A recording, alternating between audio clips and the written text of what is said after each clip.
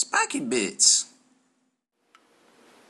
Hey guys, MBG here once again with another look at Imperial Armour book. This time we have Imperial Armour Volume 3 2nd Edition, the Taros campaign. This was, I believe, actually book 4 of the Imperial Armour series.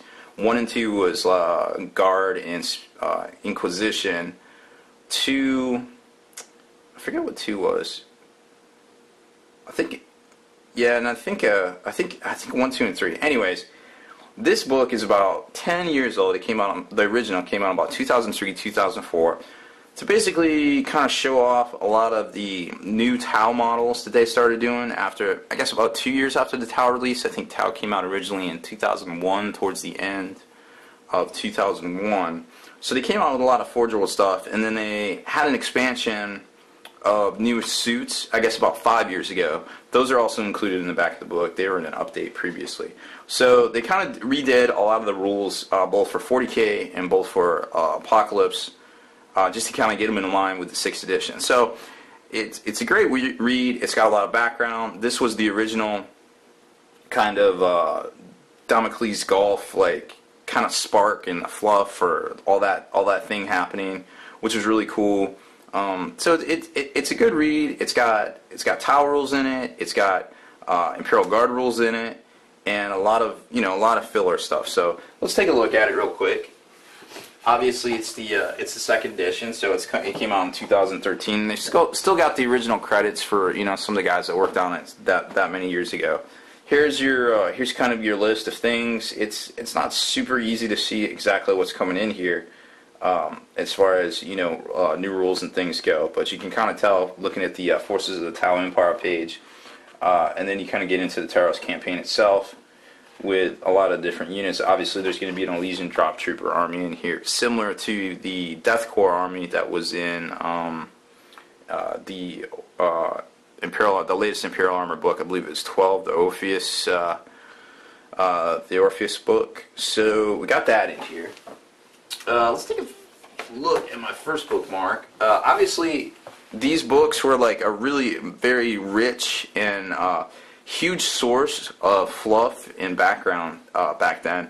And obviously, from this picture, you can kind of see why that was. These things were really, I guess the newer books really kind of aren't written to the same degree. Obviously, they probably weren't written by the same person. I mean, now we got Alan Bly writing a lot of stuff, whereas back in the day, I believe it was like Warwick Kincaid. They definitely have a different approach to telling their story and getting their point across.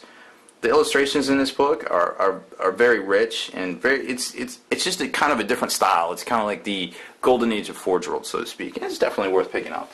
I enjoyed the read. Okay, so it's broken down in a lot of different sections, basically getting into like the actual conflict itself, some of the different Marines, yada yada, things like that. Then you get into the section of Forces of the Tau Empire, where, as you can tell, they are the old models because this book is essentially 10 years old, just kind of a redo. But you're going to get some, some new rules out of it. Obviously, a lot of people were anxious about the Tetra rules, which are in here, and they look pretty good actually. So can't really complain about that. Let's take a look at what I bookmarked here. The Barracuda Air Superiority Fighter. Also another particular flyer that needed some updating. It's legal in games of 40K.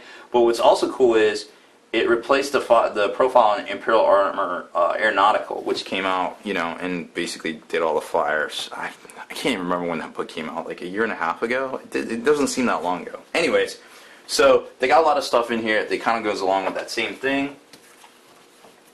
Next section is going to be the Elysian drop troops. Oh, and incidentally enough, there is Battlefleet Gothic in here because, 10 years ago they kind of supported it, so I guess they didn't really want to omit anything, so to speak. And the actual book itself kind of relied around incidents that happened at one of the docking stations, so I guess they kind of couldn't cut it out, but it's very interesting to see, hey, Battlefleet Gothic's got new rules, but they kind of don't. But oh well, I digress. So here's your Elysian army drop list. That's pretty cool. It's got some decent stuff in here. You got your normal upgrades, your upgrades here.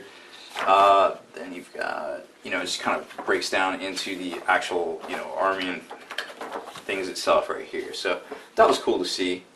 And oh, another cool thing was they got Talon regiments in here, which we haven't seen in a long, long time. Some of you veterans out there definitely probably remember those guys.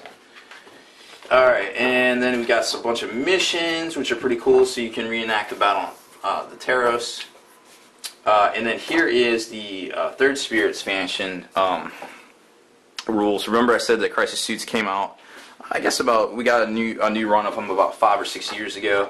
Well, those are right in here. Also included the Armour and things like that. So those are in here, and you can definitely see them and get their rules as well. And then of course they got their advertisements. They're 5 pages or so of advertisements in the back. So yeah, that's pretty much it. Some good inspiration for airbrushing and things like that. So overall, you know, it was kind of a walk down memory lane. It was a good book. I guess Forge World's basically, you know, going back and reprinting these things, which is fine by me.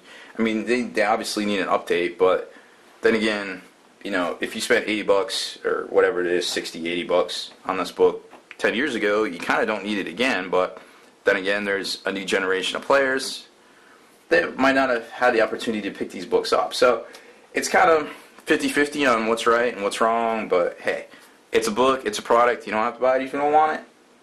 I personally read the book, but I did not own it back in the day, so now I had an opportunity to own it, and I went ahead and purchased it. I enjoyed these books. I think they're a great source of hobby material and fluff for, you know, the whole 40K universe, and a lot of times that's, you know, that's all we do this stuff for.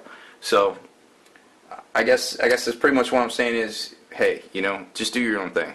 It's a great book. I definitely recommend it. Pick it up if it's your bag. Anyways, that's enough for this review on the Imperial Guard Volume 3 2nd Edition Taros Campaign book. MBG Rob Bear. Thanks for watching my video. Spiky Bits.